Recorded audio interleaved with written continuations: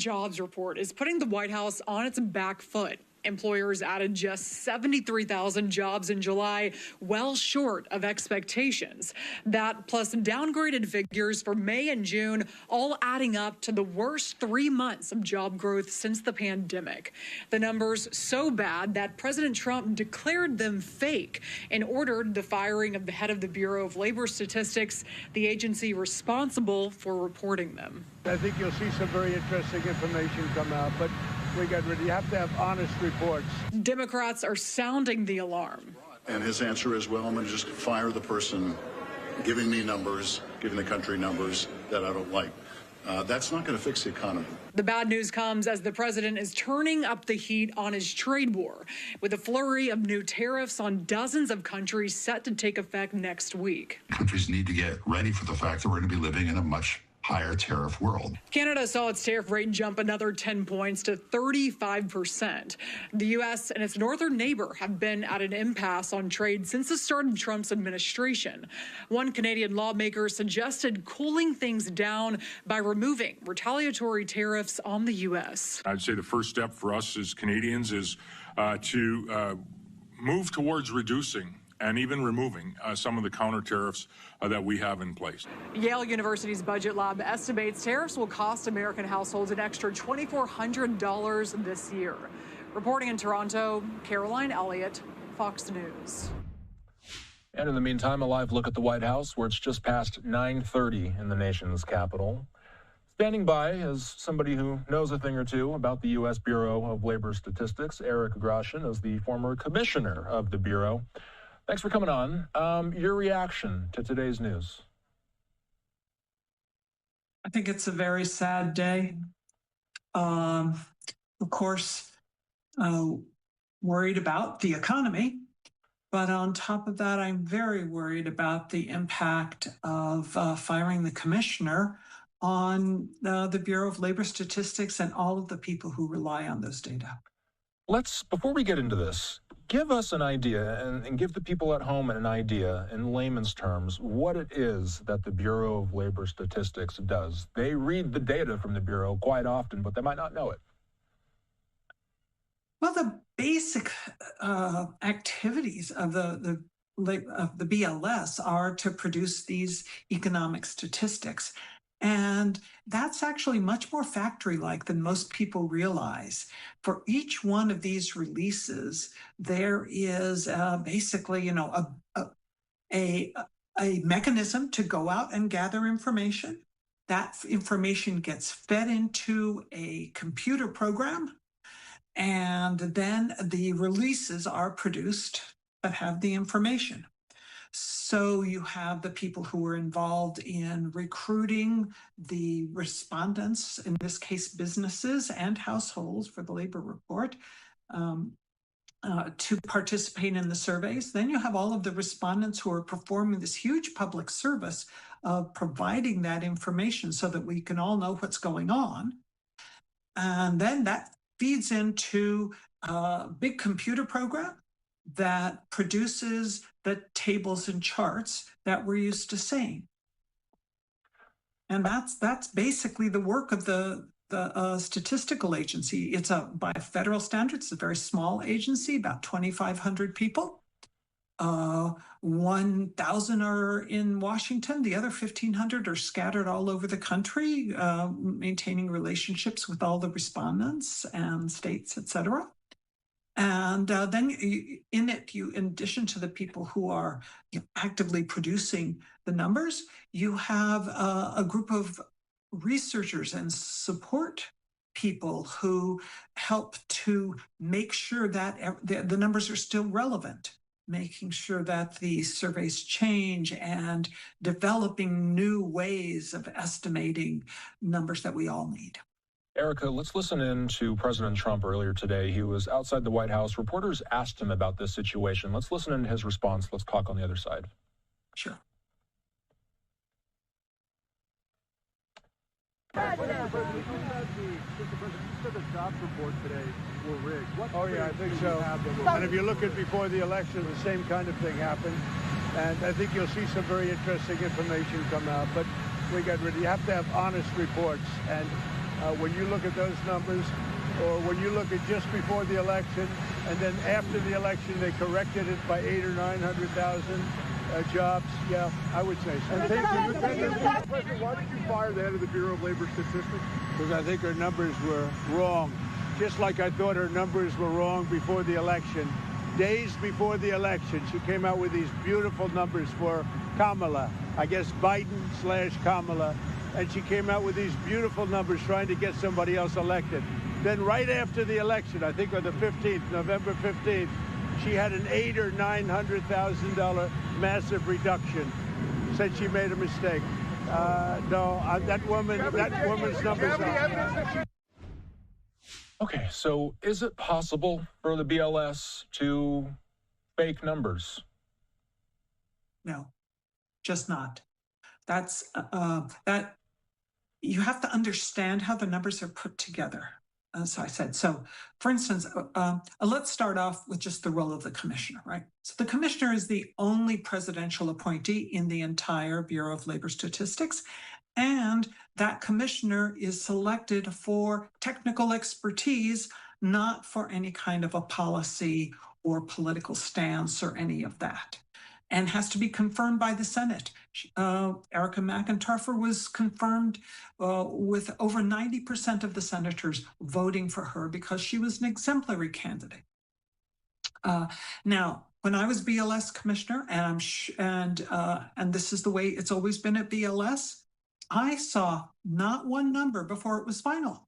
I didn't participate in collecting or producing the actual tables. I helped lead where the agency was going to go. I provided guidance and leadership. I spoke on behalf of the agency, but I did not massage a single number while I was there. I had no opportunity to do it. I had no access to the numbers, nor did Erica McEntarfer.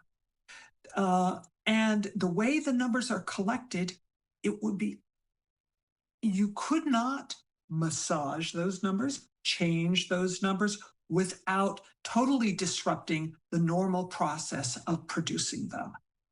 People, a lot of the data is collected electronically. It goes right into the computer, and the people who work on it don't see the final totals until just a few days before it's ready for release. You have a lot of people looking for errors, but that's it. And the revisions are not, oh, gee, Erica got up one morning and decided, let's make this number higher or lower. No, it's all documented. It's all part of the process. It comes out of companies and people submitting answers to surveys that go right into a collection routine, a computer program that produces the results. So if you don't like the number, if you like the numbers one month and you don't like them the next, it's not because the methodology has changed or anybody has a way of changing it. It's because what was reported to the agency was different. So we've been speaking for months at this point about the friction between Fed Chair Powell and President Trump. We have learned, obviously, that the Fed is independent of the executive branch, and it's not exactly a simple task for a president to simply put a new Fed chair into place. Why is it, or at least why does it seem like it was easy for Trump to fire Erica today? How independent is the BLS? Can you compare it to the independence of the Fed? Well, actually, I spent almost 30 years in the Federal Reserve System, so that's a great question, right? Legally speaking, the Federal Reserve is set up as a creature of Congress, whereas the BLS is part of the administrative branch of government. So there's a little bit of a difference there. Nevertheless, the way that the appointments are made to the Federal Reserve is the same as the way the appointments are made to be commissioner of the BLS. And when I was recruited and served as BLS commissioner, I understood my job to be as protected from political interference as the chair of the Federal Reserve.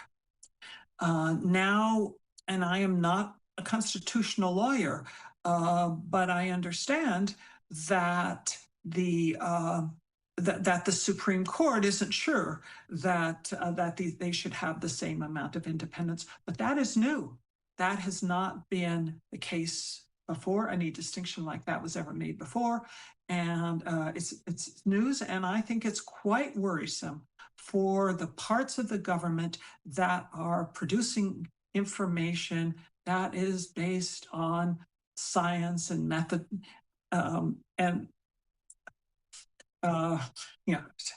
technological methods that isn't the result of policy. And I have a lot of respect for people who do policy and do communication and whose job it is to drive policy. But that's not the work of the statistical agencies or the Federal Reserve.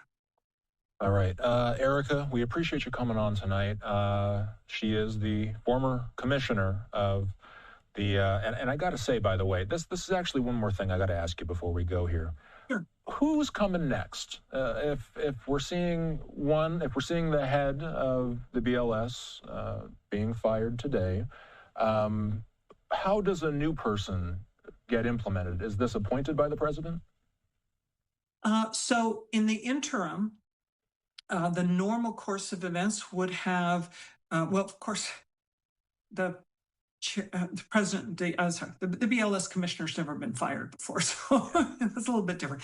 But when their term is up, then usually the deputy commissioner, who's a career civil servant, right now it's Bill Wyatrowski, serves as interim commissioner until the president nominates a new person to be the commissioner of BLS. And then the Senate has to vote to confirm that position. So you need the nomination, and then you need the confirmation. And until that time, then Bill would be the acting commissioner. Now, I think that the Secretary of Labor could decide to appoint somebody else to be acting commissioner, but that I don't think has ever happened before.